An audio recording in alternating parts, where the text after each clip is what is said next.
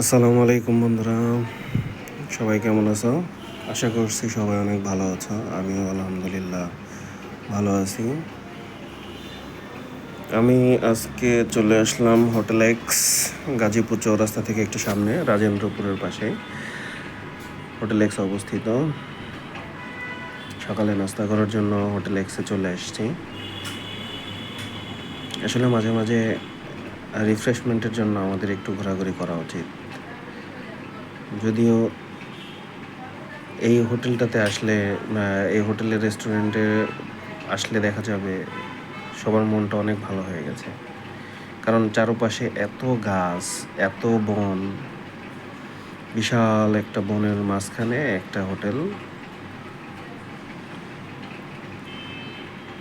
হোটেলটা অনেক সুন্দর। বিশেষ করে এই বনের জন্য এই হোটেলটা আরও বেশি সুন্দর লাগে। ধন্যবাদ সবাইকে।